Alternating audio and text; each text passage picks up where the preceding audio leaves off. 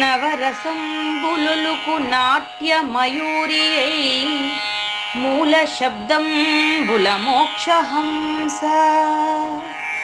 నవరసంబులుకు నాట్యమయూరియై మూల శబ్దంబుల మోక్షహంస.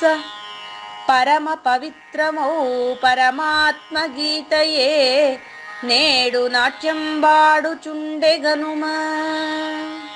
పరమ పవిత్రమో పరమాత్మ గీతయే నేడు నాట్యంబాడుచుండెగనుమ. మునిరతనార్యులు మోదిల్లు శిష్యుండు, మునిరతనార్యులు మోదిల్లు శిష్యుండు సహజాచలుని కంఠ శబ్దరీతి. అజ్ఞానతిమిరంబులంతంబుజేయ అనాదిబోధను వినుము ఆర్యులార. అజ్ఞానతిమిరంబులంతంబుజేయ అనాదిబోధను వినుము ఆర్యులార.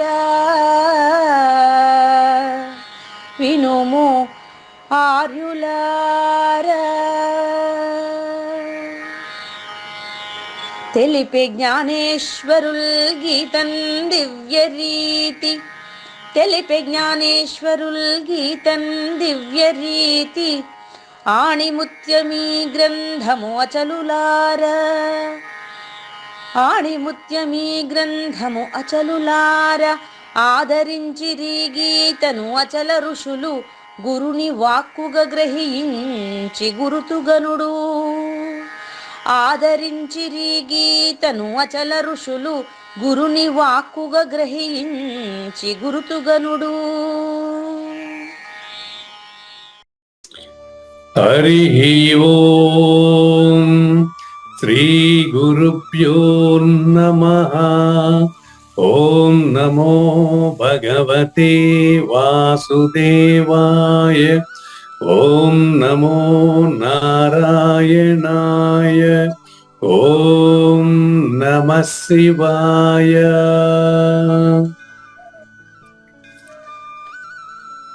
ఈ గీతా జ్ఞానజ్ఞ కార్యక్రమం మొదలై నిన్నటికి 910 రోజులైందండి. ఈ రోజు 911వ రోజు.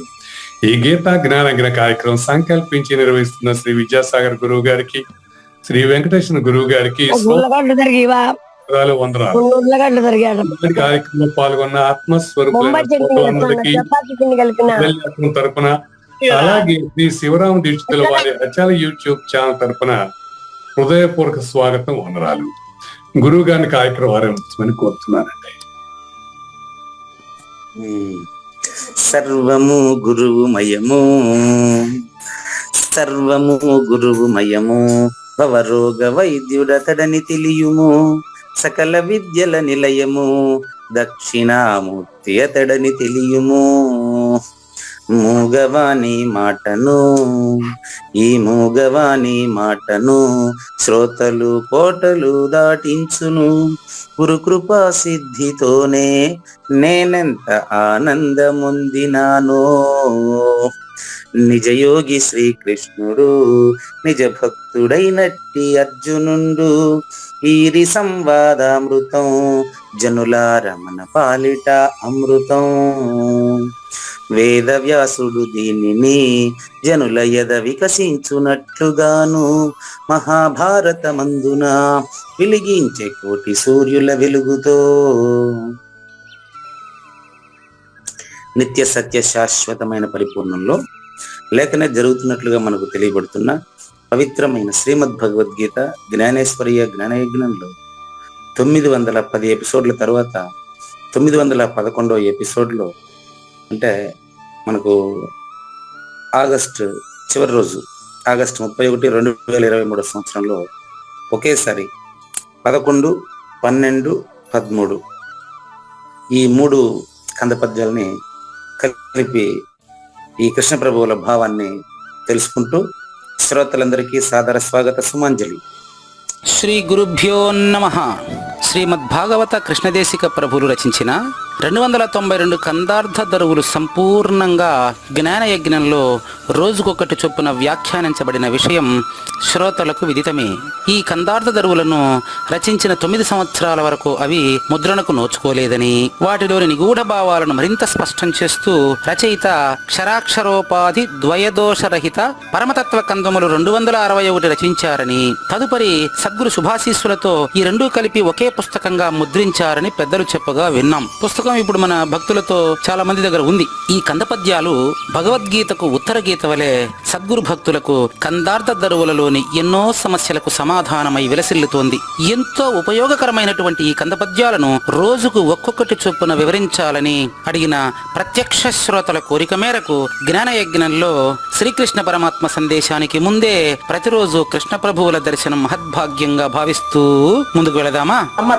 స్వచ్ఛాన్వయ గుచ్చములని పృచ్ఛయనర్చెదరు కవులు హృదయసులారా, ఇచ్ఛ జనించిన జదువుడి అచ్ఛాపద్యంబులివ్వి ఆశాంతముగాన్, తక్కిన బోధల వలనిది చిక్కులు గల బోధగాదు చేబట్టదగున్, మక్కువతో మేమును పటి చిక్కుల బోధలను చూర్ణ జెక్కి ముదమునన్, సకల కార్య ప్రయత్న జనక మగు వస్తువును బట్టి నలచి వైచు దీన్నొకసారి వినిన చదివిన, ఇక నింతకు ఎక్కువైనవే బోధలయా. రోజుకి ఒకే కంద పద్యం నేర్చుకుందామని చెప్పి ఇక్కడ ఏంటి 3 ఒకేసారి చెప్పారే అని ఎవరు సిడిముడి పడవలసిన అవసరం లేదు. కారణం ఏంటంటే ఇది పూర్తిగా జనన మరణ కారకమైనటువంటి వస్తువును తీసేటువంటి విధానాన్ని తెలియజేయడానికి ఈ మూడింటిని కలిపి ఒకే రోజు తీసుకున్నానండి. పైగా 261 కంద పద్యాలు ఉన్నందున వీటిని సమయ సందర్భ అవసరాన్ని బట్టి, వాటిలో ఉండే భావాన్ని బట్టి అక్కడైనా 1, 2 కలిపి చెప్తూ ఉంటానండి. వాళ్ళు 2 చెప్పారు కదా గురుగారు, 3 కాదు ఏమండి? వాళ్ళు 2 కదా చెప్పింది కంద పద్యాలు. ఇప్పుడు ఈరోజు 3 అండి. 3 11, 12, 13 ఈరోజు 3 అండి. ఓకేనా? ఓకే సరే. కారణం ఏంటంటే ఆ 3 అట్టే పెట్టండి, 13 పెట్టండి. అట్లే నాగేశ్వరరావు గారు 13 పెట్టండి. ఇక్కడ ఈ మూటికి ఉన్న సంబంధం ఏంటంటే చూడండి, 13ది ఈరోజు తెలుసుకోబోయే 3వ పద్యం సకల కార్య ప్రయత్న జనక వస్తువు అనమాట. ఉరుక అనేది జన్య జనక సంబంధం. సృష్టిలో జన్యము అంటే పుట్టిందండి, జన్యము అంటే పుట్టింది, జనకము అంటే తండ్రి, అంటే దానికి కారణమైన వస్తువు.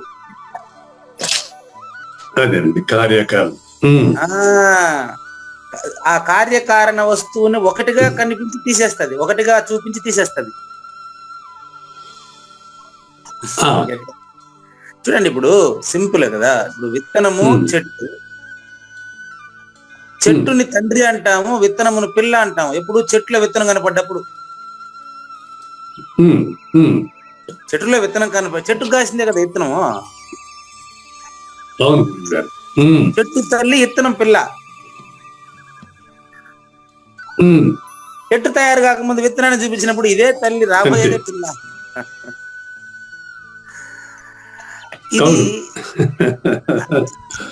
ఇది రిలేటివ్ కాన్ఫిడెన్స్ అంటారు. మీకు నిన్న కూడా అన్యోన్యాశ్రయం, అనన్యము చెప్పాను చూడండి. ఈ కార్యకారణ సంబంధము, కార్యము కారణముగాను కారణము కార్యముగాను ఒక దాంట్లో మరొకటిని చూడగలిగిన వాళ్ళే పరిపూర్ణుడు.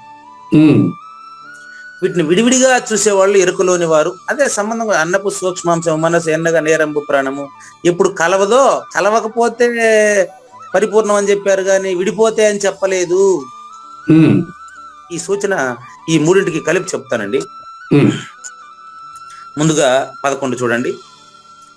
11 విషయం ఏంటంటే, ఇవి గుర్తుపెట్టుకోండి, స్వచ్ఛ అన్వయ గుచ్ఛములని. స్వచ్ఛాన్వయ గుచ్ఛములు అనేటువంటి పదానికి మనకు అందంగా అనేక రకాల పువ్వులను కలిసి అందంగా కూర్చబడిన మాల అని అర్థం అండి. ఈ 221 పద్యాలని ఒక్కసారి ఎవరైనా చదివినారనుకోండి, ఇంకంతే వాళ్ళ కథ. ఈ విధంగా దీన్ని అడుగుతారు, ఎట్లా రాశారు దీన్ని, ఈ విధంగా ఎలా సెట్ చేశారు, ఇంత అద్భుతంగా ఎలా కూర్చారు. భగవద్గీత అనేది ఏం లేదు, అది వశిష్ఠ గీతలో సారమే, యోగ వాసిష్టంలో ఉండేది అది కూడా. కానీ భగవద్గీతను 702 శ్లోకాలకే మొత్తాన్ని కుదించి అన్ని సార్లు రిపీట్ చేసి పరిపూర్ణాన్ని ప్రత్యక్షంగా అర్జునుడికి అరచేతిలో చూపెట్టిపోయినటువంటి పుస్తకం అది. ఎట్లా సెట్ చేశారు ఇంత తక్కువ సమయంలో, అంత విధానాన్ని ఎలా కూర్చారు అని ఎవరైనా ఆశ్చర్యపోతూ ఉంటారు. అట్లా స్వచ్ఛాన్వయ గుచ్చములని పృచ్ఛయొనర్చెదరు కవులు పృథుయశులారా. 10 పద్యాలు పూర్తి చేస్తానే తెలుసుకోబోయే వాళ్ళందరినీ కూడా కీర్తిమంతులుగా సంబోధిస్తున్నారు కృష్ణప్రభు. పృథు యశులారా, ఈ భూమిపైన ఈ యొక్క వేదాంతాన్ని పరిపూర్ణ ప్రబోధన వింటున్నటువంటి వాళ్ళు భూమిపైన కీర్తిమంతులు. పృథు అంటే భూమి. పృథు యశులారా, 910 రోజుల తర్వాత కూడా మీరు దీన్ని వింటున్నారంటే దీని పట్ల మీకు ఉండేటువంటి ఆసక్తి ప్రత్యక్ష శ్రోతలకు ఎంత అనేది నేనెట్లా చెప్తాను.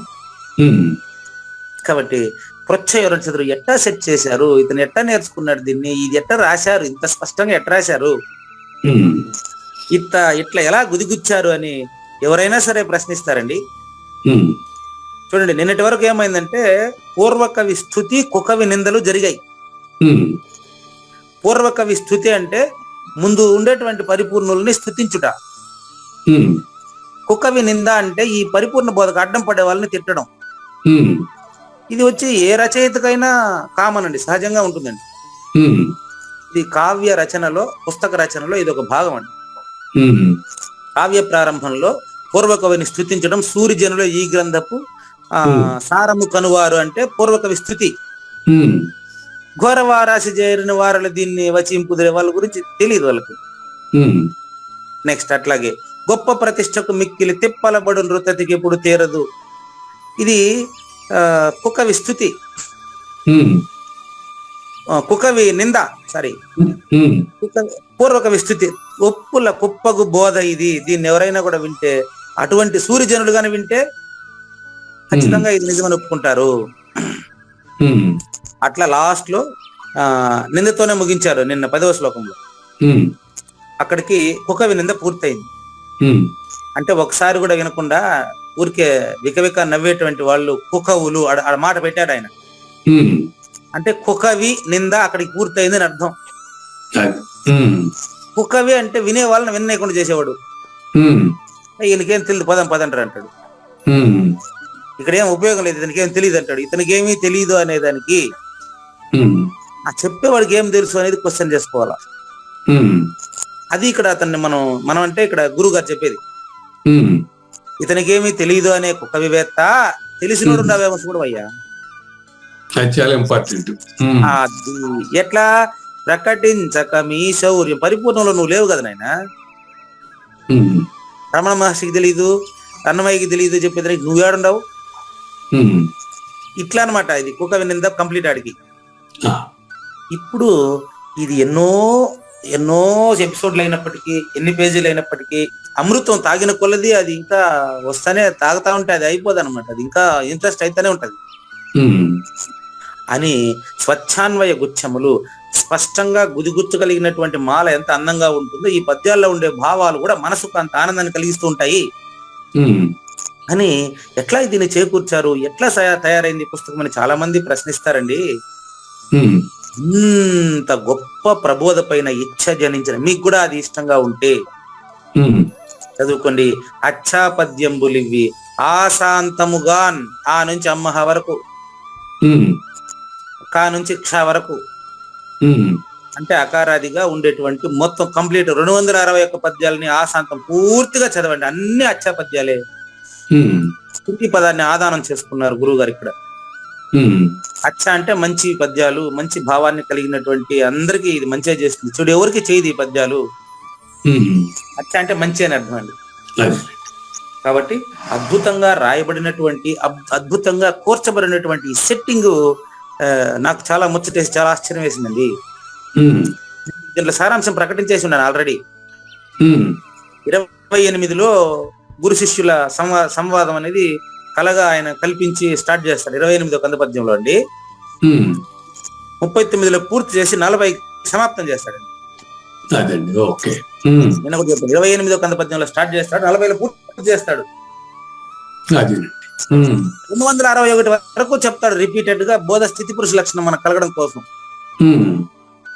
ఇంత స్పష్టంగా ఎలా సెట్ చేశారు దీన్ని, ఆశ్చర్యంగా ఉండదు అనమాట.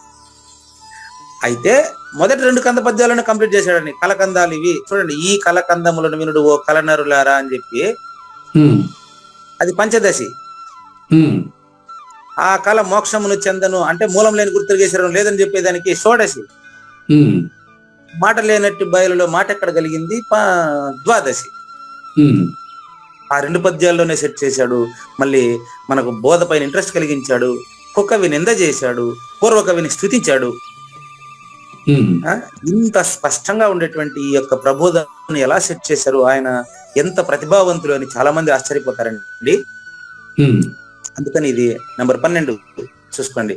తక్కిన బోధల వలె అంటే మిగతా బోధలు ఇట్లా కాదండి.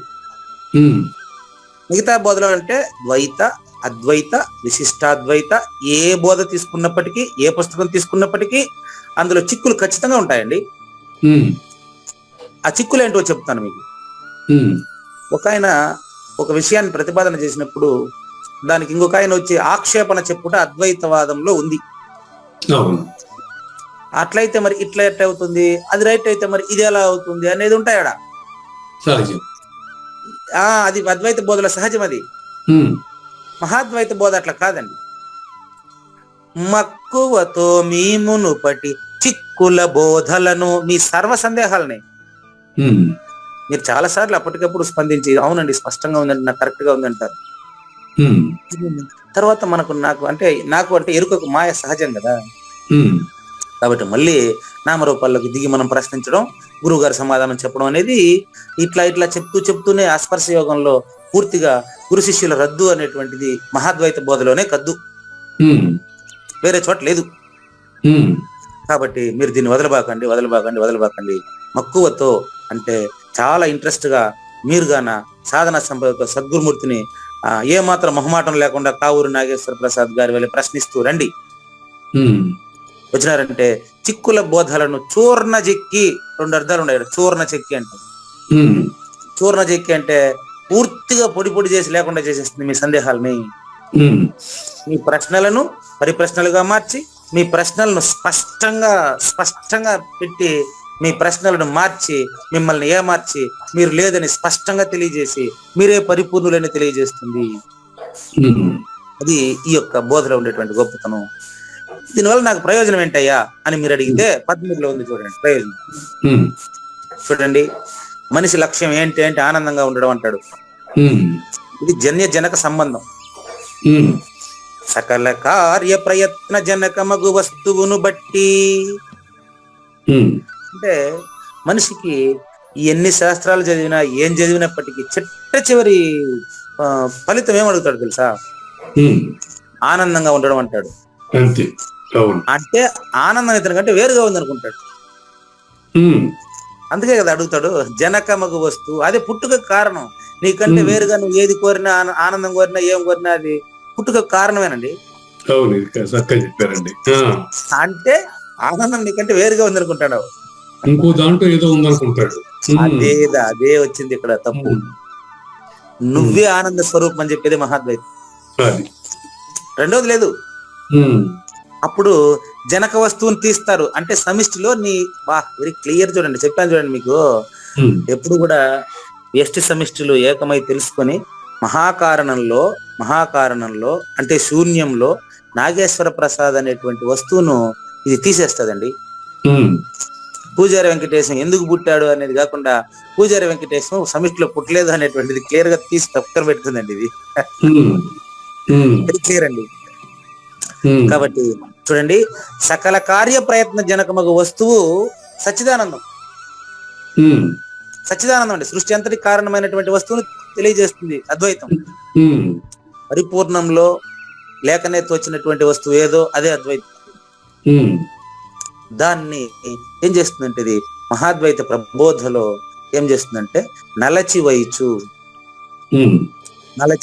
అది స్పష్టంగా ఏది పుట్టలేదు, ఈ మూలం లేని గుర్తిరిగే శరీరమో, దీనికి కారణమే లేదు, కార్యకారణాలు రెండు ఎరుకయ్యే, కార్యకారణాలు రెండు భ్రమయే. ఉమ్, దీన్ని ఒక్కసారి చదవండి, ఒక్కసారి వినినా చదివినా. ఉమ్, దయచేసి 261ని అశాంతం విని చూడండి, మీకే తెలుస్తుంది ఉమ్, ఏమని. ఇక ఇంతకంటే ఎక్కువ ప్రబోధే లేదని, ఉమ్, ఇంతకంటే ఎక్కువ ప్రబోధ లేదని మీకు ఆటోమేటిక్ గా తెలిసిపోతుంది. కాబట్టి దీన్ని మీరు ఒకసారి వినండి అని చెప్పి, ఇంకా ఇక్కడి నుంచి ఈ ప్రబోధ ఎక్కడి నుంచి వచ్చింది, ఎవరెవరు చెప్పారు, ఒకే సద్గురుమూర్తి ఇతనికి ఇది నా వరకు అంటే ఇక్కడ కృష్ణప్రభు వరకు ఇది రావడానికి కారణం ఏంటి అనేటువంటి వాళ్ళని రోజుకి ఒక ఇద్దరు గురు శిష్యుల చొప్పున స్తుతిస్తూ వస్తారనమాట. 21 వరకు 22లో తల్లిదండ్రులకు కృతజ్ఞతలు చెప్పి తర్వాత బోధ ప్రారంభిస్తాడండి. ఆ విశేషాలంతా 14వ కంద పద్యం నుంచి తర్వాత ఎపిసోడ్ లో చూద్దాం. ఇప్పుడు మనం సకల కార్య ప్రయత్నమైనటువంటి ఆ యొక్క సచ్చిదానందం అనే అబద్ధపు గుర్తును ఉన్న పరిపూర్ణంలో లేదని ఎట్లా తెలియజేశారు ఇన్నాళ్ళు అనేటువంటి విషయాన్ని మనకు ఇక్కడ జ్ఞానేశ్వరి తెలియజేయబోతున్నారండి. మనకి ఇంకా ఉండేటువంటి 40 నిమిషాల సమయంలో ఈ యొక్క 20వ శ్లోకం పూర్తయి అధ్యాయం పరిసమాప్తమయ్యేటువంటి సమయం ఆసన్నమైంది అనుకుంటాను. కానివ్వండి. శ్రీ భగవాను వాచ ఇతి గుహ్యతమం శాస్త్రం ఇదముక్తం మయా నఘ ఏతద్ బుద్ధ్వా బుద్ధిమాన్ స్యాత్ కృతకృత్యశ్చ భారత. నాయన ఇది ఇన్ని రోజులు కరెక్ట్ గా వింటున్నారని కేవలం కావూరు నాగేశ్వర ప్రసాద్ కు మాత్రమే కాదు, ఇది అర్జునుడికి ఒకడికే కాదు, ఇది పూజారి వెంకటేశ్వర ఒకడికే సొంతం కాదు, అనఘా పాప పుణ్య రహితుడా. ఇక్కడ కూడా భారత, ఇంతకు ముందు ఇక్కడ కూడా భారతనే, అనఘా భారత 2 సంబోధనలు దీంట్లో. పాప పుణ్య రహితుడా, పుణ్య పాపానికి అతీతమైనటువంటి అచల పరిపూర్ణుడా, స్వయం సిద్ధమైనటువంటి విషయం తెలిసినటువంటి ఓ కావూరు నాగేశ్వర ప్రసాద్ గారు, ఈ ఇతి అంటే ఈ విధంగా మొదటి పదం, ఈ విధంగా ఓకే. ప్రతి పదానికి చెప్తాను చూడండి. అదేనండి లాస్ట్ శ్లోకం ఇది, అధ్యాయం ఈ రోజుతో పరిసమాప్తం కావచ్చు. ఇతి అంటే ఈ విధంగా, ఏ విధంగా అంటే ఇప్పుడు 911 ఎపిసోడ్లుగా చెప్పింది.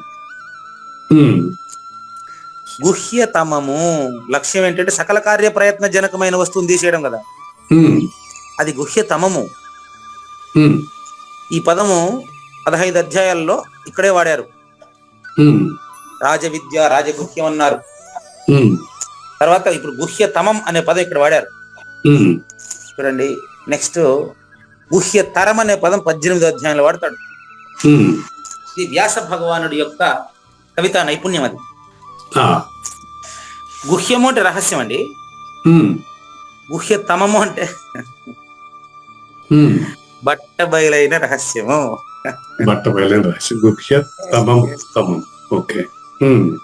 గుహ్యతమం అంటే బట్ట బయలైన రహస్యం అంటే అందరూ తెలుసుకోదగిందే, వాడు తెలియకపోవడం వల్లనే వాడికి తెలియదు. ఇది ఈ విధంగా, ఈ విధంగా అంటే అర్థం ఏంటి? ఇప్పుడు మొత్తం 19 శ్లోకాల్లో గుహ్యతమం అంటే మిక్కిలి రహస్యమైన బట్ట బయలును. ఇదం శాస్త్రం, ఈ శాస్త్రం అనే భగవద్గీత అనే కాగితాల్లో పుస్తకాల్లో ఉండే రాతలను బట్టి శాస్త్రం వచ్చే స్మృతి శాస్త్రమే. ఇదే పుస్తకం కూడా నిలవదు, పరిపూర్ణ సూచన అయిపోతే బుక్ కూడా నిలవదు. గురు శిష్యులు లేరంటే పుస్తకం నిజమా? ఇంక పుస్తకం చదివినాక ఇంక పుస్తకం అవసరం ఉండదు. అది అది అది అది ఇదం శాస్త్రం. ఈ శాస్త్రం ద్వారా మయా నా చేత సద్గురుమూర్తి చేత, మయా చూసుకోండి, మయా మొదటి లైన్ లాస్ట్. మయా అంటే నా చేత అనే పదానికి అర్థం ఇక్కడ సద్గురుమూర్తి చేత. ఎక్కడయ్యా మీరే చెప్తున్నారు కదా? నో, నేను కాదు చెప్తాను. ఇది కృష్ణ పరమాత్మ చెప్పినట్టు వ్యాస భగవానుడు రాశారు. ఉమ్, ఇది వ్యాస భగవానుడి బుద్ధి నుంచి జాలువారినటువంటిది ఇది. కాబట్టి వ్యాస భగవానుడి బుద్ధి నుంచి జాలువారింది. కృష్ణుడు అర్జునుడికి చెప్పింది ఒకటేనా? నాకేట తెలుస్తుంది? గురుమూర్తి చెప్తుండలే. పూజారి వెంకటేశానికి తెలియదండి. పూజారి వెంకటేశం పరిపూర్ణంలో లేడండి. మరి అంటే ఎవరికి తెలుసు? సద్గురుమూర్తికి తెలుసండి. అందుకని పూజారి వెంకటేశం ఏమి మాట్లాడడం లేదనే దానికి సూచనగా మూగవాని మాట అనేది ప్రతిరోజు. సద్గురుమూర్తి మాట్లాడకుండా ఊరికే ఉండడం అని చెప్పడానికి ప్రతీకగా అన్ని ఎపిసోడ్లు జరుగుతూనే ఉంటాయి. అది ప్రూఫ్. మయా నా చేత అంటే సద్గురు చేత ఉక్తం చెప్పబడినది. చెప్పాను అంటే అహంకారం ఎరుకండి. బాగా ఇంపార్టెంట్ చూసుకోండి, ఇది చాలా ఇంపార్టెంట్. లాస్ట్ లో చెప్పాను అంటే అది ఎరుక. నా చేత చెప్పబడినది అంటే సద్గురుమూర్తి చేత చెప్పబడినదని పూజారి వెంకటేశం దేహం ద్వారా మీకు తెలియబడతా ఉంది. అంటే అర్థం ఏంటి ఇక్కడ? పూజారి వెంకటేశం కూడా మీలాంటి మనిషే అంటే కృష్ణుడు కూడా మీలాంటి మనిషి అని అర్థంలోనే చెప్పబడింది. అక్కడ కూడా చెప్పబడేది కూడా ఒక రకంగా ఎరికే కదా గురువు గారు? ఎరుకేనండి, ఎవరు లేదన్నారు. ఎరుకుతోనే ఎందుకు పోగొట్టాలో చెప్తా. పాత్ర మురికైందండి. పాత్ర మురికైంది కదా, మురికి నేరుగా నీళ్లతో కడిగేది లేదు. అవును. దానికి సబీనా అనేటువంటి మరో మురికిని కలిపి నీళ్ళు ఒకరు కలిపి రుద్ది మళ్ళీ ఆ మురికి ఈ మురికి కలిపి తీసేస్తారు. అప్పుడు పాత్ర శుద్ధి పడిపోతుంది. ఇది ఉదాహరణ మాత్రమే. అదే అంటే కరెక్ట్. అట్లా పూజారి వెంకటేశం అనేటువంటి ఒక మురికి దేహంతోనే మురికి మాటలతోనే నువ్వు శుభ్రపడినావని తెలియజేస్తున్నాడండి. నువ్వు శుభ్రపడ్డావని అంటే నువ్వు పరిపూర్ణుడని తెలుసుకుంటున్నావు. అప్పుడు పూజారి వెంకటేశం మురికి దేహం అయినప్పుడు మరి కావూరు నాగేశ్వర ప్రసాద్ ఇంకా వేరే అయిపోతుందా? అన్యాయే. ఏతద్ దీనిని రెండో లైన్ బుద్ధ్వా తీసుకొచ్చిన వావత్ ఎప్పుడైతే ఇచ్చారో పరిపూర్ణుడికే ఆ సూచన. తెలుసుకొని ఏమని తెలుసుకొని తానే పరిపూర్ణుడని తెలుసుకొని ఎవరైతే తెలుసుకుంటున్నాడో అతను బుద్ధిమాన్. బుద్ధ్వా బుద్ధిమాన్. బుద్ధ్వా అంటే పరిపూర్ణుడు, బుద్ధిమాన్ అంటే కూడా పరిపూర్ణుడు. ఎందుకు చెప్తున్నారంటే ఇక్కడ బుద్ధ్వా అతను బుద్ధిలో జీవించి ఉండగానే అనుకుంటున్నాను. చూసుకోండి, ఏమైనా సచ్చిన తర్వాత ఏమైనా బుద్ధి ఉంటుంది ఎవరికన్నా? జీవించి ఉండగానే తెలుసుకొని బుద్ధిమాన్ జ్ఞానాతీతమైన జ్ఞాని ఎవరైనా అవుతాడు. ఎవడైనా సాధన సంపదతో వచ్చిన ఎవరైనా అవుతాడు. కృతకృత్య చ ఖచ్చితంగా తను జన్మరహితానికి మాత్రమే గురువుని ఆశ్రయించింది నిజమైతే కృతకృత్య చ స్యాత్ అగును. స్యాత్ ఏతద్ బుద్ధ్వా బుద్ధిమాన్ స్యాత్ బుద్ధిమంతుడగును, పరిపూర్ణుడగును. అవుతాడు కాదు, ఆయన పరిపూర్ణుడని తెలిసిపోతుంది ఆయన. చూడండి, ఇప్పుడు ఈ విషయాన్ని సంక్షిప్త భావం చెప్పి నేను జ్ఞానేశ్వర దగ్గరకు వచ్చేస్తానండి. ఇంకా మనకు అర్ధగంట ఉంది, ఏం ఇబ్బంది లేదు. అధ్యాయం పరిసమాప్తం అవుతుంది. చూడండి, ఇదే విషయాన్ని సంక్షిప్త భావం చెప్పి జ్ఞానేశ్వరుని చూద్దాం. ఈ యొక్క 19 శ్లోకాల్లో మీకు రహస్యమైనటువంటి అతి రహస్యమైనటువంటి బట్టబయలును ఈ యొక్క శాస్త్రం ఆధారంగా ఈ విధంగా నా చేత మీకు చెప్పబడిందండి. దీన్ని ఎవరైతే బుద్ధ్వా బుద్ధిమాన్, దీన్ని ఎవరైతే బుద్ధిలో స్వయంగా తానే పరిపూర్ణుడని తెలుస్తారో, అది సూచన ఇంపార్టెంట్ ఇక్కడ. ఎవరైతే తానే పరిపూర్ణుడని తెలుస్తారో అతను తన కృతకృత్యుడు కాగలుగుతాడు. కృతకృత్యశ్చ భారత, అట్లా కృతకృత్యుడు కాగలుగుతాడు. అట్లా నేను వ్యాఖ్యానం మొదలు పెట్టలేదండి. కుడుపు నాగేశ్వరరావు కిందికి రండి, అంటారండి. అతను కృతకృత్యుడు కాగలుగుతాడు. ఇది నా సంక్షిప్త భావం అండి. ఈ రీతిన ఉమ్, ఇప్పుడు జ్ఞానేశ్వరుడు ప్రారంభించాడండి. ఉమ్, ఈ రీతిలో ఈ అధ్యాయం ప్రారంభం నుంచి ఊర్ధ్వమూల మదశాఖం నుంచి ఉమ్, భారత వరకు ఉమ్, ఊర్ధ్వం అంటే పరిపూర్ణం అని చెప్పాను. ఉమ్, మరి అధశాఖలకు పరిపూర్ణములో మూలము లేదని మొదలుపెట్టాడు. ఉమ్, ఇక్కడ భారత నువ్వే ఆ పరిపూర్ణుడని మొదలుపెట్టాడు. ఉమ్, ఊర్ధ్వం అంటే పరిపూర్ణము, మొదటి శ్లోకం చివర విత్ అంటే పరిపూర్ణం తెలిసిన వాడు, భారత అంటే నువ్వే. ఉమ్, అంటే ఈ అధ్యాయం మొత్తం కూడా నువ్వే పరిపూర్ణుడని తెలియజేసింది. ఇప్పుడైనా అని కాదండి, ఉమ్, అక్కడ చూసుకోండి, ఏ జ్ఞానేశ్వరి భావాన్ని బట్టే చెప్తున్నానండి.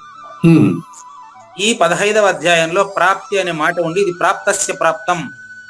ఉమ్, ప్రాప్తస్య ప్రాప్తం అంటే ఒక వస్తువు గురించి వెతుకుట ఆగింది అంటే అర్థం ఏంటి? దొరికింది. అది ఒక వస్తువు గురించి వెతుకుట ఆగింది అంటే ఉమ్, అది మీరు చెప్పారు ఏమైనా దొరికిందని. అవునండి. అదే విధంగా పరిపూర్ణం గురించి ప్రశ్నించడం ఆగింది అంటే అర్థం ఏంటి? ఉమ్, ఇక తెలిసింది ఏంటంటే అంతే అంతే. అదే. ఉమ్, అంటే చూసుకోండి, ఊర్ధ్వం అంటే పరిపూర్ణము, భారత అంటే నువ్వే. ఉమ్, కాబట్టి ఈ అధ్యాయంలో మొదటి శ్లోకం నుంచి 20వ శ్లోకం వరకు ఈ అధ్యాయంలో సమస్త శాస్త్ర సమ్మతముగా ప్రతిపాదించబడిన మహాతత్వం ఇది. ఉమ్, సకల కార్య ప్రయత్న జనకమైన వస్తువును బట్టి తీసేస్తుంది ఇది. ఉమ్, జనకము అంటే పుట్టుకకు కారణమైన వస్తువు కదా, జనకమా? ఉమ్, జన్యం అంటే పుట్టింది. అవునండి. ఈరోజు కృష్ణ ప్రభువులు ఈ యొక్క జ్ఞానేశ్వరికి ఎంత తోడైనాడో ఉమ్, అది మీకు అర్థవంతంగా చెప్పడానికి. ఉమ్, సకల కార్య ప్రయత్న జనకమగు వస్తువు, జన్యము అంటే పుట్టిన వస్తువులన్నిటికీ, అవునండి. జనకం అంటే శూన్యం. అవునండి. శూన్యము శూన్యమని శూన్యంతోనే చెప్పడమే పరిపూర్ణాన్ని సూచన చేయుట. ఉమ్, సరిపోలే? అవునండి. ఇది కమలముల యందు అతి సుగంధము వలె ఉపనిషత్తులను సుగంధితమునర్చును. ఉమ్, ఎట్ట చెప్పమంటారు నన్ను చెప్పండి, ఉమ్, ట్రై చేస్తాను, నా ప్రయత్నం నేను చేస్తానండి. ఆ, అట్లేరండి. ఇప్పుడు కమలములందు అతి సుగంధం వలె, ఉమ్, తామర పువ్వుని పువ్వు కోసం కాదు మనం తీసుకునేది, వాసన కోసం. ఆ, పువ్వు కోసం కాదు మనం తీసుకునేది, అన్నం కోసం, వాసన కోసం. అంతేనా? పువ్వు కోసమా? వాసన కోసం. అట్లా భగవద్గీతను మనం చేతులు పట్టుకునేది, కంఠస్థం పెట్టేది పుస్తకం కోసమా? కాదు. నేను పరిపూర్ణుడని తెలియడం కోసం. అంతేనండి, సత్యం చెప్పారు. ఉమ్, అది చూడండి, ఇక్కడ నాకు ఆశ్చర్యం వేస్తుంది. మీకు ఎట్లా చెప్పగలుగుతున్నా నాకు కూడా తెలియడం లేదు. ఉమ్, అంటే చెప్పేది మనం కాదు, వినేది మనం కాదు. ఇక్కడ అది ఇందాక మీరు అన్నారు కదా, చెప్పాను చెప్పబడేది అంటే చెప్పబడేది అంటే కత్తిస్తూ ఉండదు. అదే అదే ఆశ్చర్యం వేస్తుంది నాకు. అది ఎరికైనా కూడా కత్తిస్తూ ఉండదు దాంట్లో. చూడండి, కాబట్టి ఉపనిషత్తులనే సుగంధితము. ఉపనిషత్తు అనే పదానికి అర్థం చెప్తేనే సరిపోయింది. ఉమ్, ఉపనిషత్తు అంటే నిజానికి దగ్గరగా నివసించే విధానాన్ని తెలుపుట, అంతే ఉపనిషత్తు పని. అంతేనండి. ఉమ్, ని సత్ ఆ, రాసుకోండి. ఉపనిషత్తు, ఉపనిషత్తు ఉంది కదా, ఆ, ఉపనిషత్తు రాయండి, విడదీస్తాను చూడండి. ఉప ఆ, ప్లస్ ని ప్లస్ సత్తు. సినిమాలో సాలో రాయాలండి, సినిమాలో సా పెట్టి రాయాలి సత్తు అని. ఓకేనండి. సత్తు. ఓకే, అర్థమైంది. ఈ పదంలో సత్తు అంటే నిజం, సత్యం, పరిపూర్ణం. పరిపూర్ణం. పరిపూర్ణానికి దగ్గరగా నిన్ను నివసించేటట్టుగా తయారు చేసేటటువంటి బోధ ఉపనిషత్తు తెలియజేస్తుంది. ఓ, ఆ ఉపనిషత్తును ఉపయోగించి సద్గురువు నువ్వే పరిపూర్ణుడు అని చెప్పిన తర్వాత ఉపనిషత్తు పక్కన పెట్టేస్తా ఉంటా. ఓకే, ఓకే అండి. ఉపనిషత్తు నిజానికి దగ్గరగా తెలుపుతుంది అంతే. గురువు రావాలా, గురువు లేకపోతే ఉపనిషత్తు వేస్ట్. ఉమ్, వాసన లేకపోతే పువ్వు ఉపయోగం లేదు. అట్లా ఉమ్, గురువుకి పరిపూర్ణం తెలియకుండా ఉండే గురువు మనకు పనికిరాడు. ఉమ్, ఫినిష్. అదండి. వాసన లేని పువ్వు బుధవర్గము లేని పురము అంటారే, అట్లా ఉమ్, వాసన లేని ఉపనిషత్తు కూడా కేవలము ఆ ఋషుల వాక్కుల వలన, ఋషులు పలికిన పలుకుల వలన, వేదవ్యాసుని మైండ్ లో వచ్చినటువంటి ఆ యొక్క గొప్ప ఐడియా వలన, ఐడియాలజీ వలన ఈ భగవద్గీతకి ఇంత అందం వచ్చింది, ఇంత ప్రచారం వచ్చింది తప్ప ఉమ్, మంచి బ్రాండ్ ఖరీదైన పుస్తకాలు కొట్టి పుస్తకం కొట్టేస్తే వచ్చేస్తారా? రాని రాదు. అట్లా చూడండి, ఇది శబ్ద బ్రహ్మమును అంటే శూన్య బ్రహ్మమును. అంతే, శబ్ద బ్రహ్మను శూన్య మాయాశబలిత బ్రహ్మమే. శబ్ద బ్రహ్మమును మధించుట చేత లభించిన అర్ధ సర్వస్వమై ఉందండి ఇది. ఇక్కడికి కంప్లీట్ అయిపోయింది, చూసుకోండి సారాంశం అంతా. శూన్యము చేతనే శూన్యము లేనిదని సద్గురువు వచ్చి శూన్య దేహం నుంచి మనకు స్పష్టం చేశారు. దీన్ని బుద్ధి ఎందు ఉంచుకున్నటువంటి వాళ్ళు ప్రతి ఒక్కరూ కృతకృత్యులే. అర్జునుడు ఒక్కడికేనా పరిపూర్ణత? మనకు లేదా? అందరికీ, ధృతరాష్ట్రుడితో సహా అందులో తెలుస్తుంది. అదే దీంట్లో గొప్పతనం అని చెప్పాను మీకు. శ్రీమాన్ వ్యాధవ్యాస మహర్షి యొక్క బుద్ధి, అందుకే ఆయన పేరుతో గురు పౌర్ణమి ఎందుకు జరుపుకుంటాం అనుకుంటారా? శ్రీమాన్ వేదవ్యాస సద్గురు మహర్షి యొక్క బుద్ధి సహాయం చేత తీయబడిన ఈ సారమంతా నేను అంటే జ్ఞానేశ్వరి మీ సేవకై నివేదించి తిని, నా తండ్రులు నా మహాత్ములు నన్ను కృతకృత్యుడు చేస్తా ఉండేటువంటి ప్రత్యక్ష శ్రోతల సహాయార్థం దీన్ని నేను మీ సేవకు నివేదించాను అంటే అర్థం ఏంటి? నైవేద్యం పెట్టేశానండి. ఈ వ్యాఖ్యానం అంతా మీకు నైవేద్యం పెట్టానయ్యా. ప్రత్యక్ష శ్రోతలారా, మీరు నాకు మరి సద్బుద్ధిని ప్రసాదించండి. ఇది నేను మీకు జ్ఞాన రూపంలో ఉండే అమృత గంగ. గీత, గంగా, గాయత్రి, గోవిందుడు అని పేర్లు దానికి. గీతకే గీత అన్న, గంగా అన్న, గాయత్రి అన్న, గోవిందుడు అన్న ఒకే అర్థం. అమృతము ఏడుని తెలుసా ఇది? గురుగీత ఎక్కడి నుంచి వచ్చింది? గురుగీత పరమశివుడి యొక్క తలపైన చంద్రుడు ఉన్నాడే, పరమశివుడి తలపైన ఉండేది గంగ. మనకు పాఠం చెప్తా ఉండే ఆయన త్రిమూర్త్యాత్మక స్వరూపుడైనటువంటి పరమశివుడే. ఆయన తల మీద ఉండేటువంటి గంగే ఈ గీత. అదే మనకు ప్రవహిస్తా ఉండేది. అదేనండి. అందుకే దీనికి ఆది అంతములు లేవు. చెప్పబడతానే ఉంటుంది, వినబడతానే ఉంటుంది. ఇది జ్ఞాన రూపముగా ఉండేటువంటి అమృత గంగ, ఆనంద రూపంగా ఉండే చంద్రుని షోడశ కళ. ఇది గంగా, జ్ఞాన గంగ అనుకుంటారా? శివుడి తలకాయ పైన ఉంది. లేదండి, 16 కళలతో కూడిన సంపూర్ణమైన పూర్ణ చంద్రుడు, అది కూడా ఆయన తలకాయ పైనే ఉంది. క్షీరసాగరం నుంచి వెడలిన నూతన లక్ష్మి అండి ఇది. మరి అది కూడా అక్కడే ఉంది. పాల సముద్రం నుంచి వెళ్ళినటువంటి లక్ష్మి కూడా ఉంది.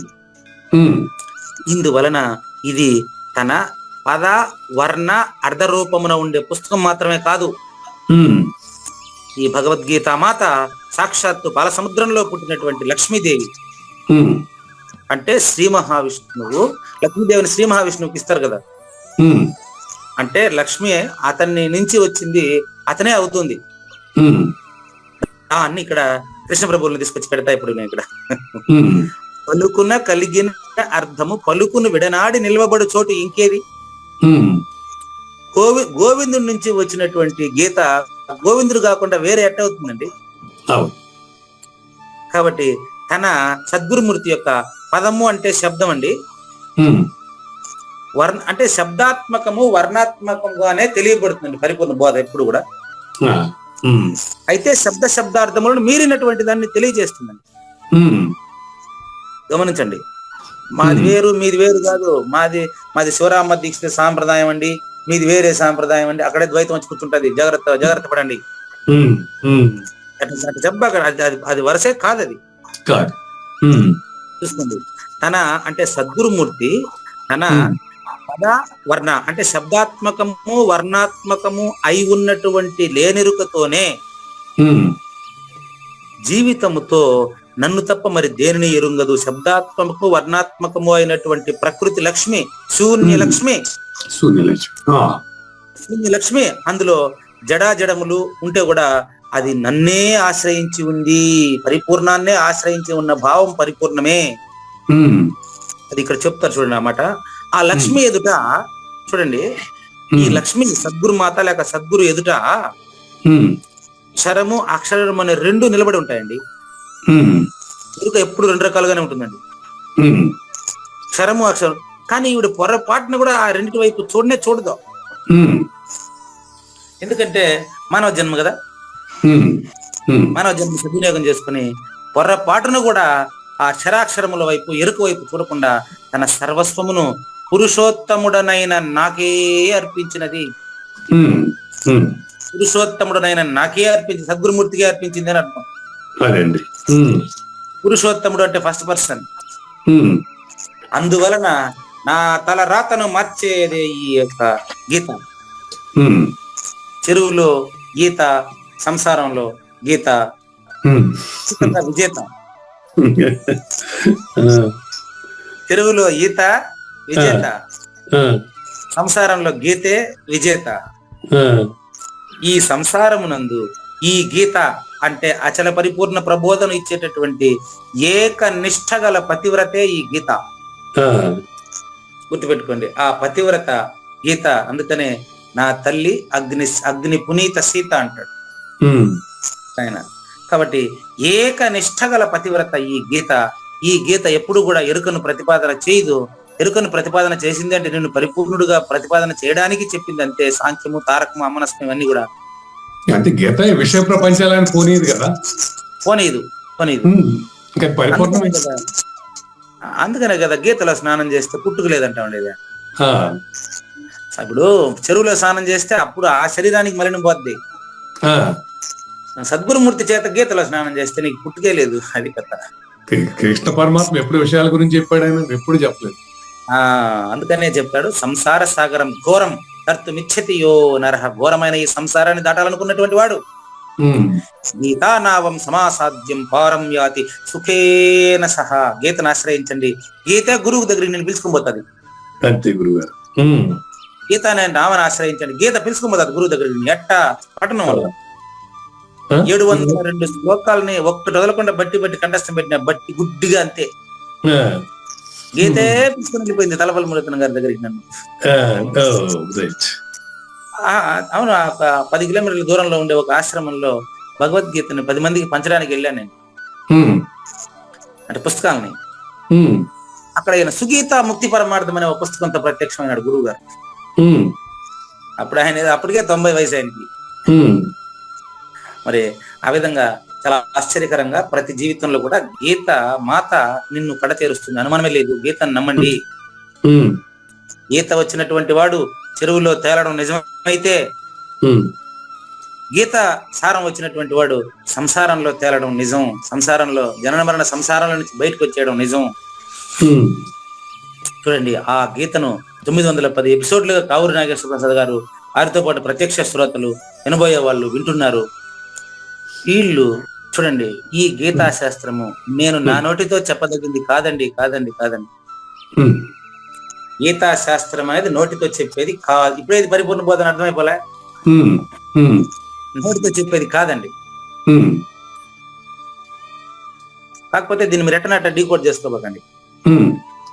నోటితో చెప్పేది కాదు అంటే శుభలగ్న సినిమాలో చిన్న కామెడీ స్టోరీ ఉందన్నమాట. అది మీరు చూసే ఉంటారేమో. అడు బయట ముగ్గులు వేస్తా ఉంటుంది ఒక ఆవిడ, మూగావిడ. ముగ్గులు వేస్తా ఉంటే చూసి ఒక అబ్బాయి ప్రేమిస్తాడు. ఆవిడికి మూగ. వీడు ముగ్గు బాగుంది అనేదో మెచ్చుకుంటాడు పోయి. అబ్బా దబ్బా జబ్బా అంటుంది ఆవిడ, మూగ కదా. వీడు డీకోడ్ చేసుకుంటాడు ఏమని, అబ్బా అంటే నేను, డబ్బా అంటే నిన్ను, జబ్బా అంటే ప్రేమిస్తున్నాను అని అమ్మాయి చెప్పినట్టు ఈడే డీకోడ్ చేసుకుంటాడు. ఏం చేస్తారు చెప్పండి. అప్పుడు సరే, ఇంకా వాళ్ళ నాయన వస్తాడా, అమ్మాయి గారి నాయన. అప్పుడు ఆమెను నేను ప్రేమిస్తున్నానండి అని వాళ్ళ నాన్నకు చెప్తాడు. అప్పుడు వాళ్ళ నాయన అడుగుతాడు, అరే బాబు, నా కూతుర్ని నువ్వు ప్రేమించావా? అవును సార్. మరి ఈ మాట మా అమ్మాయికి చెప్పావా? చెప్పాను సార్. మరి మా పాప కూడా నిన్ను ప్రేమిస్తా ఉందా? అవును సార్, ప్రేమిస్తా ఉంది సార్. ఆవిడ నోటితోనే చెప్పిందా అని అడుగుతాడు. లేదు సార్, మనసుతో చెప్పింది సార్ అంటాడు. చెవులతోనే విన్నావా? లేదు సార్, నేను కూడా మనసుతోనే విన్నాను సార్ అంటాడు. అట్లా ఇట్లా మన ఇష్టం వచ్చినట్టు డీకోడ్ చేసుకోవడం కాదు. అచల పరిపూర్ణ ప్రబోధ సద్గురుమూర్తి ద్వారా విన్నప్పుడు మాత్రమే ఇది ఫలవంతం అవుతుందండి. లేకపోతే 702 శ్లోకాలను బట్టి పట్టినప్పటికీ నాకు ఏమీ రాలేదు. ఆ, సద్గురుమూర్తి నుంచి వచ్చిన తర్వాత రావాల్సిన అవసరం లేదు ఇప్పుడు అది. ఉమ్, మళ్ళీ చూడండి, 700 శ్లోకాలను బట్టి పట్టినా కూడా ఏం రాలేదు. ఉమ్, సద్గురుమూర్తి ద్వారా దీన్ని తెలుసుకున్న తర్వాత తెలియవలసింది తెలుసుకునేవాడు లేడు ఈడ. అది విషయం, ఉమ్, అదే సూత్రం. ఉమ్, కాబట్టి సంసారమును జయించగలిగిన శాస్త్రం ఇది ఒకటే. ఉమ్, కృష్ణప్రభువులు చెప్పింది డైలాగ్ ఇదే కదా, ఇంచేపా. ఉమ్, సకల కార్య ప్రయత్న జనకమగు వస్తువును బట్టి తీసేస్తది ఇది. ఉమ్, అంటే సంసారాన్ని జయింపగలిగేది కేవలం గీతాశాస్త్రం మాత్రమే. ఉమ్, సద్గురుమూర్తి ద్వారా గీతలోని పరమార్థాన్ని చక్కగా వింటే, ఉమ్, అడిగితే 2వ అధ్యాయంలో 53వ శ్లోకానికి అయిపోయింది భగవద్గీత. ఉమ్, ఇదంతా కూడా కేవలం నాలాగా అంటే మళ్ళీ కూడా అప్పుడప్పుడు మర్చిపోయే మరుపు వచ్చేటువంటి వాళ్ళకి మాత్రమే గీతంతా. ఉమ్, కాబట్టి ఈ యొక్క సంసారాన్ని జయించగలిగిన శాస్త్రం ఏదన్నా ఉంది అంటే అది గీత. ఉమ్, ఆత్మస్ఫురణమును కలిగించు. చూడు, ఆత్మస్ఫురణ అంటే నువ్వే పరిపూర్ణుడని నీకు తెలియజేయడం. అంతేనండి. నువ్వే పరిపూర్ణుడని నీకు తెలియజేసేటువంటి పుస్తకం ఏదైనా ఉంది అంటే అది భగవద్గీత. ఉమ్, ఎట్ట తెలుస్తుందంటే గురువు కావాలా. ఉమ్, శివరామ దీక్షితులను అడగండి. శివరామ దీక్షితం అనే పుస్తకంలో ఉమ్, ఏ పుస్తకంలో శ్లోకాలు ఎక్కువ ఉపయోగించారు చూసుకోండి. ఉమ్, భగవద్గీతలో ఉండే శ్లోకాలని అల్లాడట్ని అదే శివరామ దీక్షితం అంటున్నారు. ఉమ్, పరిపూర్ణ దర్శిని పుస్తకం చూసుకోండి, ఉమ్, గీతా సారాంశమే అల్లుతాం, వేరే వేరే చెప్పేదానికి లేదండి. ఉమ్, ఆ బివి పట్టాభిరామ్ గారు, తర్వాత ఎండమూరి వీరేంద్రనాథ్ గారు, ఉమ్, వీళ్ళు చూడండి కోట్లకు పడగలెత్తారు. వాళ్ళని పోయి ప్రశ్నించండి. భగవద్గీతలో జ్ఞానాన్ని పెంచి పోషించి అందరికీ చెప్పడం వల్లే వాళ్ళకి అంత క్రేజ్ అంట. ఉమ్, అది వాళ్ళే చెప్తారు. అవును. భగవద్గీత ఓ గొప్ప గొప్ప మనస్తత్వ శాస్త్రం అండి.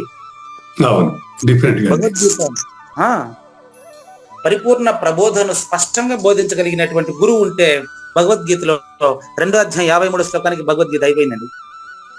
అవును. మొత్తం కూడా చదవాల్సిన అవసరం లేదండి. ఉమ్, ఇది చెప్పాలంటే మొత్తం చదివి ఉండాలండి. అదే అవును. ఇప్పుడు భగవద్గీతను బోధించండి ఎవరు గురుగారు? అందరూ బోధించారు కదా, మలయాళ స్వామి దగ్గర Yes.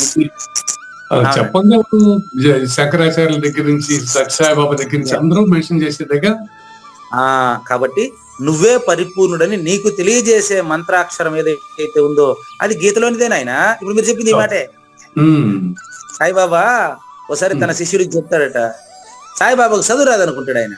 ఉమ్, సాయిబాబాకు చదువు రాదు కాబట్టి తద్విద్ధి ప్రణిపాతేన పరిప్రశ్నేన సేవయ అంటే ఆ పరి అనే దానికి అర్థం ఏంటి, అదేదో ఊత పదం అంటాడు. ఉమ్, అది ఊత పదం కాదు నాయన. ప్రశ్నకి పరిప్రశ్నకి చాలా తేడా ఉంది.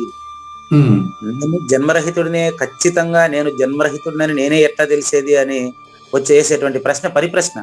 ఉమ్, అటు కాకుండా చెప్పిన దాన్ని తప్పులు పట్టేదానికి వేసే ప్రశ్న కొంటి ప్రశ్న ఆ, అని అక్కడ ఆయన చెబితే అప్పుడు అర్థం చేసుకుంటాడు. అప్పుడు ఎవరో కాదు సాయిబాబా, నేనే నాయన నీకు ఫలానా అంటే అంత సర్వము గురుమయం అండి. అంతేనండి, షిరిడి సాయిబాబా.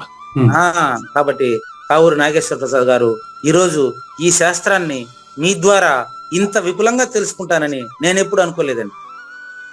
చూడండి, గుప్తధన సంగ్రహము, ఇది గుప్తధనం, గుహ్యతమం అనే పదం ఇడ. ఉమ్, రహస్యాతి రహస్యము.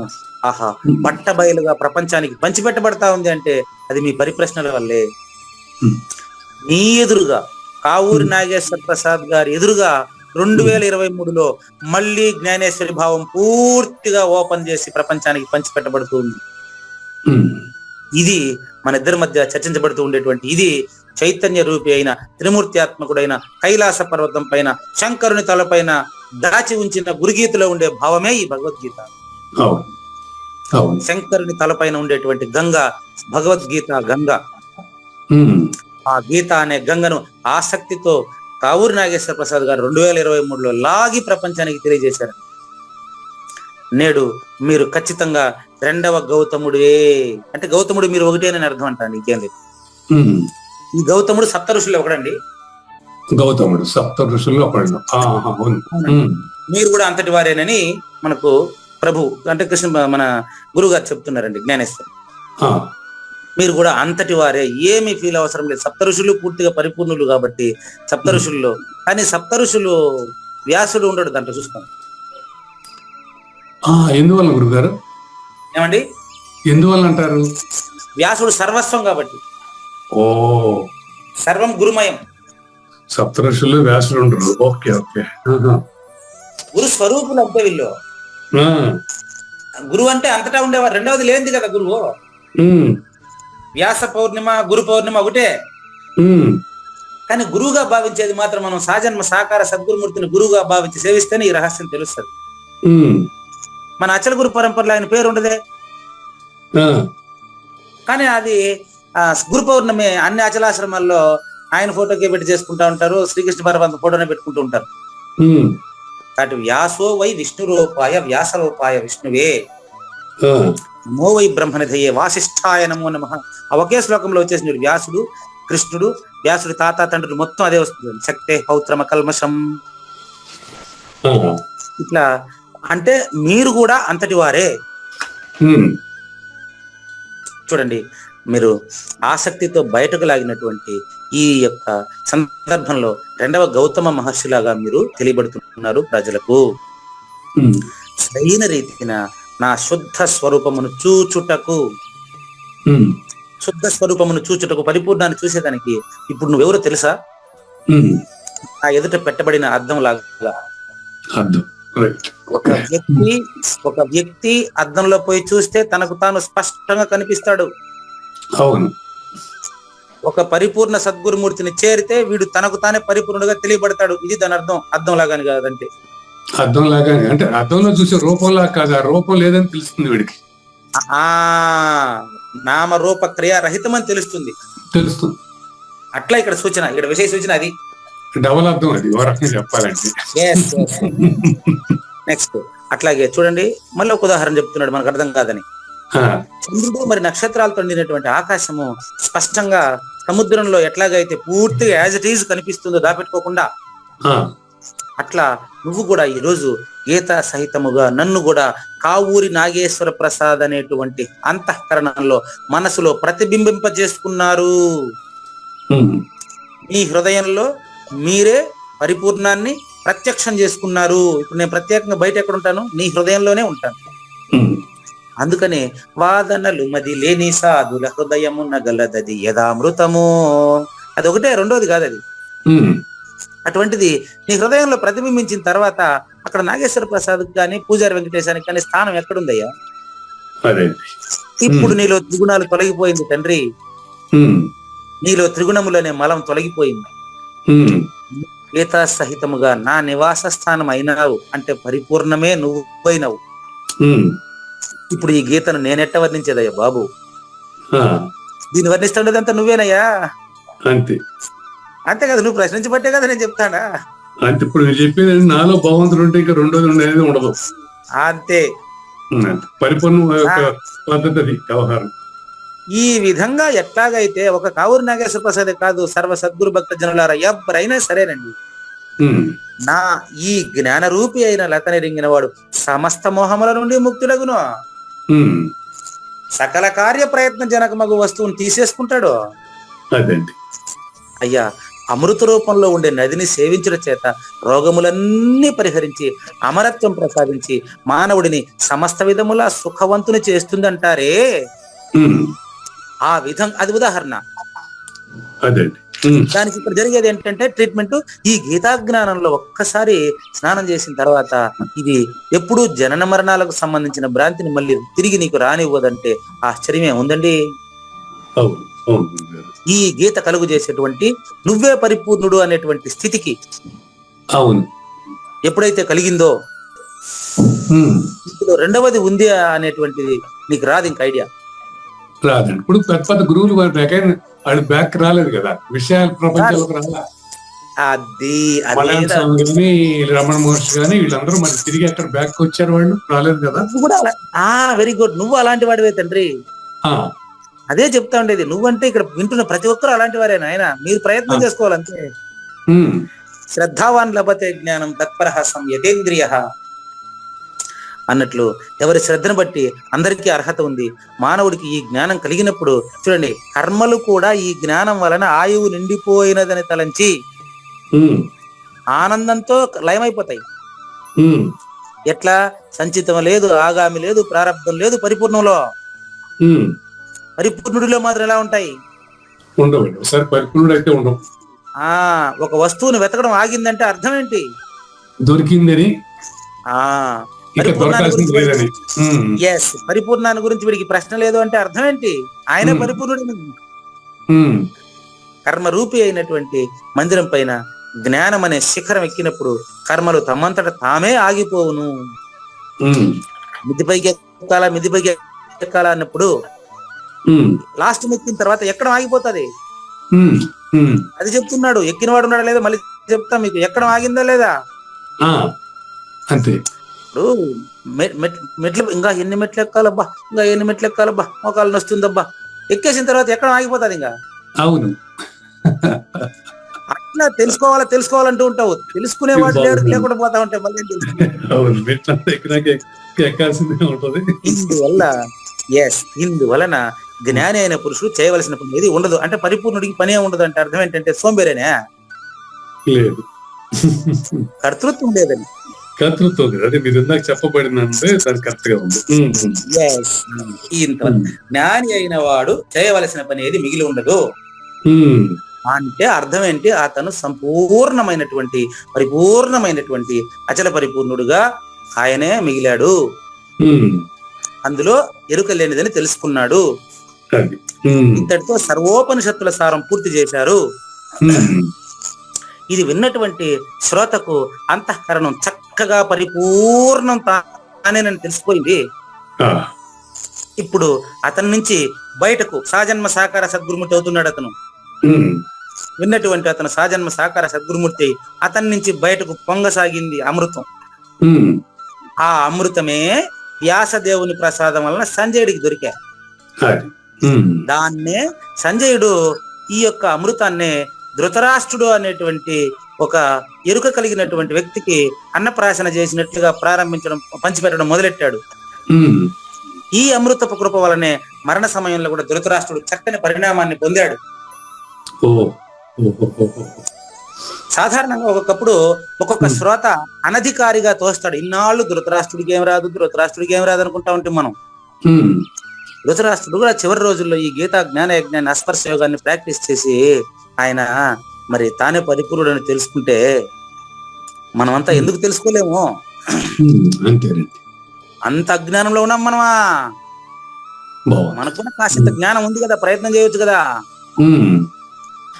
ఇప్పుడు అంతమున అతనికి కూడా ఈ గీత ఉపయోగకరంగా అయింది అంటే ఇది ఎట్లా ఉందండి? చిన్న ఉదాహరణ. ద్రాక్ష తీగకు పాలు పోసినప్పుడే తీపి వచ్చేస్తుందా? ఉదాహరణ, కొద్ది రోజుల తర్వాత ద్రాక్ష పండు తీయగా ఉంటది. అంటే పోసినందువల్ల వచ్చిందా అనేది పక్కన పెట్టండి, ఉదాహరణ అట్లా. ఈ న్యాయం చూస్తే భగవంతుని నోటి నుండి సాక్షాత్తు సాజన్మ సాకార సద్గురుమూర్తి నుంచి వచ్చేటువంటి మాటలు సంజయుడు అత్యుత్సాహంతో ధృతరాష్ట్రుడు ఎనకపోయినా చెప్తానే ఉన్నాడు. కాబట్టి ఇదంతా సంజయుడి ఆనందం కోసమే చెప్పినప్పటికీ ధృతరాష్ట్రుడు కూడా చివరి రోజుల్లో ఆయన మరణ సమయంలో సుఖించాడట. కాబట్టి మనం కూడా ఆ శ్రీకృష్ణ పరమాత్మ వచనామృతాన్ని వ్యాసుని కృప వలన దేశ భాషలలో నా బుద్ధి సామర్థ్యాలు అనుసరించి తేట తెలుగులో మీ ముందు పెట్టాను. మీరు తెల్ల గులాబీ పుష్పం యొక్క రూపాన్ని చూస్తే, తెల్ల గులాబీ పుష్పం అంటే ఇక్కడ పరిపూర్ణుడండి. తెల్ల గులాబీ పుష్పం యొక్క రూపాన్ని చూస్తే అందరూ కూడా ఎవరు నచ్చకపోవచ్చు, కానీ ఒక జీవి ఉండదు దాన్ని నచ్చేదానికి, ఒక జీవి. అదేం తెలుసా? తుమ్మిద. అది వచ్చి దాంట్లో నుంచి కంటికి తెలియకుండా అది కావాల్సింది తీసుకుని వెళ్ళిపోద్ది. అట్లా రసికులైనటువంటి ప్రత్యక్ష శ్రోతలు ఈ జ్ఞాన యజ్ఞంలో నుండి ఎంతో మంది అచల పరిపూర్ణులై విలసిల్లుతున్నారు అనడం నాకెంతో ఆనందాన్ని ఇస్తుంది. ఈ మిగతా విషయాలని ఒక 4 వాక్యాలు ఉన్నాయి, అది చెప్పి రేపు 16వ అధ్యాయం ప్రారంభమవుతుందండి. లేనిది లేదు లేదు, ఉన్నది లేకపోవుట లేదండి, ఈ గొప్ప మర్మమంతా నీ వలన తేటగా తెలిసెనండి, అత్యంత గోప్యమైన ఈ గుట్టు నా చేత చెప్పబడెను, ఇది తెలిసిన జ్ఞానులు అర్జున కృతకృత్యులవుతారయ్యా. ఇది శ్రీమద్ భగవద్గీతోపనిషత్తుల సారాంశము, బ్రహ్మ విద్య, యోగ శాస్త్రము, శ్రీకృష్ణార్జున సంవాదమునందు పురుషోత్తమ ప్రాప్తి యోగం అనే పంచదశోధ్యాయానికి శ్రీమించు అచల ప్రవక్త ప్రియ శిష్యుడి చేత వ్యాఖ్యానం చేయబడినటువంటి ఈ యొక్క గీతాభావము సర్వము సంపూర్ణము. సద్గురార్పణం అండి. మంగళం అమ్మ కానివ్వండి. జయ మంగళం నిత్య శుభమంగళం జయతు జయ మంగళం మహోత్సవ మంగళం. జయ మంగళం నిత్య శుభమంగళం జయతు జయ మంగళం మహోత్సవ మంగళం. శ్రీమించునచలంబు సూచించినటువంటి దక్షిణామూర్తికి దండమిడుతూ, శ్రీమించునచలంబు సూచించినటువంటి దక్షిణామూర్తికి దండమిడుతూ, శ్రీ మహావిష్ణువు సూర్య భగవానుడు యాజ్ఞవల్కి జనక రాజ ఋషికి జయ మంగళం నిత్య శుభమంగళం జయతు జయ మంగళం మహోత్సవ మంగళం. అయం వ్యర్థ బాహ్య కోపి నభవతి అనే సుఖయోగి సాంది పరుసుల వరుస. అయం వ్యర్థ బాహ్య కోపి నభవతి అనే సుఖయోగి సాంది పరుసుల వరుస. దీనినే శ్రీకృష్ణ పరమాత్మ వద్దనే ఎరిగరిగిన ఉద్ధవార్జునులకు జయ మంగళం నిత్య శుభమంగళం జయతు జయ మంగళం మహోత్సవ మంగళం. శ్రీ అల్లమా ప్రభు బసవేశ్వరుండును బ్రహ్మానంద రామానంద స్వామి. శ్రీ అల్లమా ప్రభు బసవేశ్వరుండును బ్రహ్మానంద రామానంద స్వామి.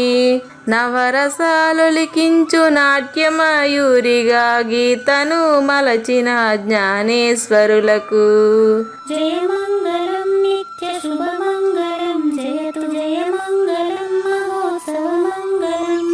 కబీరు దాసుడు సహజానంద గురుడు రామావధూతయురాజితముగా. కబీరు దాసుడు సహజానంద గురుడు రామావధూతయురాజితముగా.